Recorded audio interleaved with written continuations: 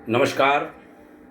भाग्योदय विचार प्रवाह श्रृंखला के 60वें चरण में 60 आपका बहुत स्वागत, अभिनंदन। आज का विषय मैं सोच रहा था क्या लिया जाए। मित्र अवगत हैं कि हमारी जीवन यात्रा आध्यात्मिक और सामाजिक रही है। लगभग 3.5 दशक की, 35 बरस से ज़्यादा हो गए।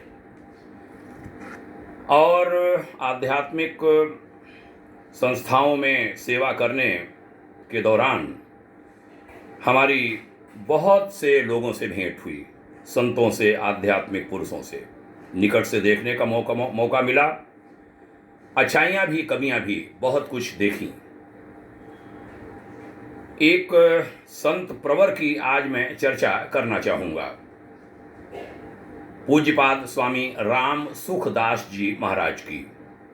जैसा मित्रों को मालूम है, रविवार का विषय हम अलग अलग लिया करते हैं, जो तात्कालिक आ जाता है या जो ईश्वर की इच्छा होती है। आज एक संत चर्चा। स्वामी राम सुखदास जी 2006 में महानिर्वाण को प्राप्त हुए। मेरा दुख जीवन का बहुत बड़ा कि हमें उनके दर्शन नहीं हो सके, जबकि हम उत्तराखंड में ही थे उन दिनों, हरिद्वार में। मैं 2005 में हरिद्वार लखनऊ से पहुंच गया था। स्वामी राम सुखदास जी महाराज के एक शिष्य, जब हम ऋषिकेश में थे, उन्होंने हमारे कार्यालय में आकर कुछ अद्भुत बातें बताई थीं कि कैसे संत थे वह। जब उनका शरीर पूरा हुआ, कहते हैं उन्होंने इच्छा जताई थी कि मेरे जीवन के सभी यादों को जला दिया जाए, कोई याद न रखी जाए। उन्होंने पूरे जीवन कोई अपना चित्र, फोटो नहीं खींचने दिया, कोई रिकॉर्डिंग भी नहीं होने दी कि उनकी किसी याद को रखा जा सके। 2 चिताएं जलाई गईं, गंगा के किनारे बनाई गईं। एक तो उन्होंने कहा था हमारे शरीर का जल प्रवाह न किया जाए, अंत्येष्टि की जाए। 5 महाभूतों से मिली हुई बनी हुई ये काया उन्हीं में विलीन कर दी जाए, 9 मन लकड़ी के कुंड में, और शरीर की मेरी आहुति दे दी जाए, जैसे गृहस्थों की दी जाती है, अन्यों की दी जाती है। गंगा किनारे उस भूमि को हमें प्रणाम करने का अवसर मिला है जहां पर उनकी चिता बनाई गई थी, जहां पर वह भस्मीभूत हुए थे। उनके शिष्य ने बताया था 2 चिताएं एक साथ जली। एक चिता थी उनके शरीर की और दूसरी चिता थी उनके जीवन के सभी सामानों की। उनका पेन हो, कलम हो, चश्मा हो, कपड़े हों, उनका कोई भी जीवन का निशान नहीं छोड़ा गया। ऐसा उनका आदेश था, उनकी इच्छा थी कि 2 चिताएं जलाई जाएं, और साथ साथ दोनों चिताओं को अग्नि दी गई थी। एक भी चीज उन्होंने नहीं रखी। आज के संतों को जब मैं देखता हूं, तब उनमें और उनमें बहुत भारी अंतर दिखाई पड़ता है। स्वामी राम सुखदास जी के कहे हुए अमृत वचन बड़े ही अमूल्य हैं। वह बीकानेर राजस्थान के थे।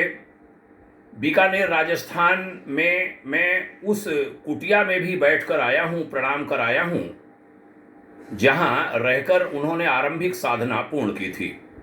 बाद में वो बहुत मशहूर हुए और उनके बहुत प्यारे संबंध हनुमान प्रसाद पोद्दार जी, डालमिया जी, टाटा बिरला आदि के साथ भी थे, लेकिन उनका जीवन बहुत ही साधारण बीता।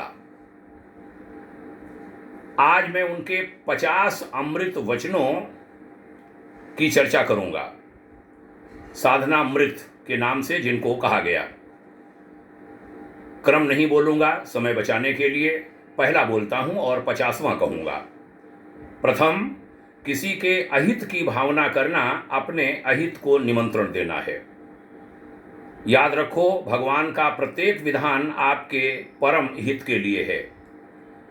किसी बात को लेकर अपने में कुछ विशेषता दिखती है, यह वास्तव में पराधीनता है। संसार में भगवत भक्ति के समान मूल्यवान कोई दूसरी चीज नहीं। मनुष्य जितनी आवश्यकता पैदा करता है उतना ही वह पराधीन हो जाता है। दूसरे की प्रसन्नता से मिली हुई वस्तु दूध के समान है, मांग कर ली हुई वस्तु पानी के समान है, और दूसरे का दिल दुखाकर ली हुई वस्तु रक्त के खून के समान है। अपने में विशेषता केवल व्यक्तित्व के अभिमान से दिखती है। धर्म का मूल है स्वार्थ का त्याग और दूसरे का हित। वर्तमान का ही सुधार करना है। वर्तमान सुधरने से भूत और भविष्य दोनों सुधर जाते हैं। दुखी व्यक्ति ही दूसरे को दुख देता है, पराधीन व्यक्ति ही दूसरे को पराधीन करता है। सिनेमा या टीवी देखने से 4 हानियां होती हैं: चरित्र की हानि, समय की हानि, धन की हानि और नेत्र ज्योति की हानि। कुछ करने से प्रकृति में स्थिति होती है और कुछ नहीं करने से परमात्मा में स्थिति होती है। अपने लिए सुख चाहने से नाशवान सुख मिलता है और दूसरों को सुख पहुंचाने से अविनाशी सुख मिलता है। वर्णाश्रम आदि की जो विशेषता है वह सभी की सेवा करने के लिए है, अभिमान करने के लिए नहीं। ज्ञान मुक्त करता है, पर ज्ञान का अभिमान नरक में ले जाता है। जहां अभिमान होता है वहां भक्ति कठिन है, क्योंकि भक्ति स्वयं से होती है, शरीर से नहीं। परंतु जाति शरीर की होती है, स्वयं की नहीं। बुद्धिमानी का अभिमान मूर्खता से पैदा होता है। एक अहम के त्याग से अनंत सृष्टि का त्याग हो जाता है। हमारा स्वरूप चिन्मय सत्ता मात्र है और उसमें अहम नहीं है। यह बात यदि समझ आ जाए तो इसी क्षण हमारे जीवन की मुक्ति है। बहुत प्यारी बात आगे कही थी। एक अहम के अपने में विशेषता देखना अहंता और देहाभिमान को पुष्ट करता है। उद्देश्य मनुष्य की प्रतिष्ठा है। जिसका कोई उद्देश्य नहीं है वह मनुष्य कहलाने के योग्य नहीं। मनुष्य का उत्थान और पतन भाव से होता है, वस्तु परिस्थिति आदि से नहीं। पारमार्थिक उन्नति करने वाले की लौकिक उन्नति स्वतः हो जाती है। साधक के लिए खास बात यह है पराधीनता से रहित होना। शरीर, व्यक्ति, रुपए, देश, काल आदि की आवश्यकता का अनुभव करना ही वास्तव में पराधीनता है। दोषों को मिटाने का अचूक उपाय है दोषों को अपने में न माने और दोष जनित गलती को दोबारा न करें। जब तक साधक अपने लक्ष्य का निर्णय नहीं कर लेता तब तक उसकी वास्तविक साधना आरंभ नहीं होती। दूसरे की तरफ देखने वाला कभी कर्तव्यनिष्ठ नहीं बन सकता, क्योंकि दूसरों का कर्तव्य देखना ही अकर्तव्य है। चारों वर्णों और आश्रमों में श्रेष्ठ व्यक्ति वही है जो अपने कर्तव्य का पालन करता है। जो कर्तव्य च्युत हो जाता है वह छोटा आदमी बन जाता है। मेरा कुछ नहीं है, मुझे कुछ नहीं चाहिए और मुझे अपने लिए कुछ नहीं करना है, ये 3 बातें शीघ्र उद्धार करने वाली हैं। किसी का भी कल्याण होता है तो उसके मूल में किसी संत की अथवा भगवान की कृपा होती है। जब तक साधक में अपने सुख, आराम, मान, बड़ाई आदि की कामना है तब तक उसका व्यक्तित्व नहीं मिटता, और व्यक्तित्व मिटे बिना तत्व से अभिन्नता नहीं होती।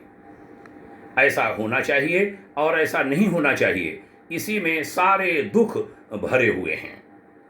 हमारा सम्मान हो, इस चाहना ने ही हमारा अपमान किया है। कामना का सर्वथा त्याग कर दें तो आवश्यक वस्तुएं स्वतः प्राप्त होंगी, क्योंकि वस्तुएं निष्काम पुरुष के पास आने के लिए लालायित रहती हैं। जो होने वाला है वह होकर ही रहेगा और जो नहीं होने वाला है वह कभी नहीं होगा। फिर चिंता किस बात की? अपने में गुणों का अभिमान होने से ही दूसरों में दोष दिखते हैं और दूसरों में दोष देखने से अपना अभिमान पुष्ट होता है।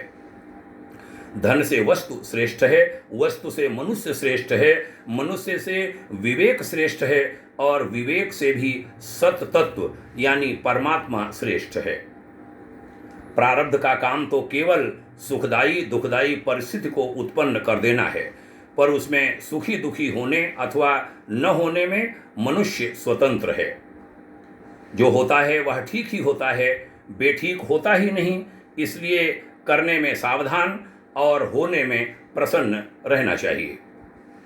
भगवत प्रेम में जो विलक्षण रस है वह ज्ञान में नहीं है। ज्ञान में तो अखंड आनंद है, पर प्रेम में अनंत आनंद है। अपने मत का आग्रह और दूसरे मत की उपेक्षा, खंडन, अनादर न करने से मुक्ति के बाद भक्ति यानी प्रेम की प्राप्ति स्वतः हो जाती है। मन को स्थिर करना मूल्यवान नहीं है, प्रत्युत स्वरूप की स्वतः सिद्ध निरपेक्ष स्थिरता का अनुभव करना ज़्यादा मूल्यवान है। निष्काम भाव से बुद्धि स्थिर होती है और अभ्यास से मन स्थिर होता है।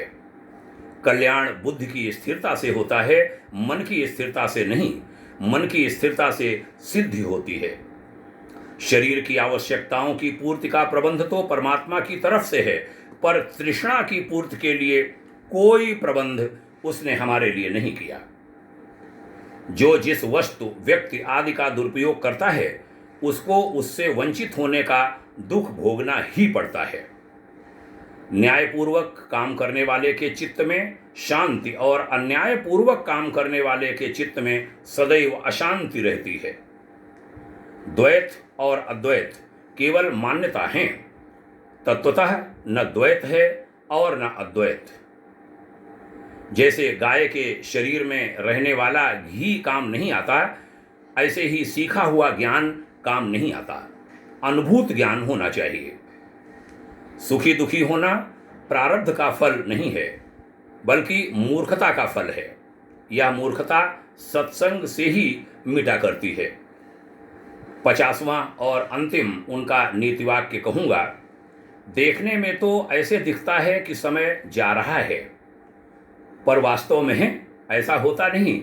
वास्तव में शरीर जा रहा है। प्रतिदिन व्यक्ति का एक दिन कम हो रहा है। यह कहा था संत श्रेष्ठ ने। बहुत प्यारी बातें हमने इन 50 सूत्रों में जानी। और पंचामृत, अमृत चतुष्टय, अमृत त्रय, अमृत द्वय, यह भी जो उनके द्वारा कहे गए वो भी यहाँ पर हम उद्धृत करना चाहेंगे। उन्होंने बहुत प्यारी बात कही थी। इन छोटे छोटे से सूत्रों में एक एक लाइन के सूत्र हैं। पंचामृत में 5 चीज़ें, 5। पहला, मैं यानी स्वयं सर्वकाल में भगवान का ही अंश हूँ। दूसरा, मैं सर्वकाल में अविनाशी हूँ। तीसरा, मैं सर्वकाल में चेतन हूँ। चौथा, मैं सर्वकाल में अमल माने निर्दोष हूँ। 5वां, मैं सर्वकाल में सहज सुखराशि हूँ। यह उनके द्वारा पंचामृत कहे गए। पंचामृत जैसे कथा आदि के बाद में पंचामृत कहते हैं, पीजिए दिया जाता है प्रसाद। यह प्रसाद है शब्दों का पंचामृत के रूप में। अमृत चतुष्टय, 4 अमृत। पहला, भगवान ने कभी मेरा साथ छोड़ा ही नहीं। दूसरा, भगवान कभी मेरा साथ छोड़ते ही नहीं। तीसरा, भगवान कभी मेरा साथ छोड़ेंगे ही नहीं। चौथा, भगवान कभी मेरा साथ छोड़ सकते ही नहीं।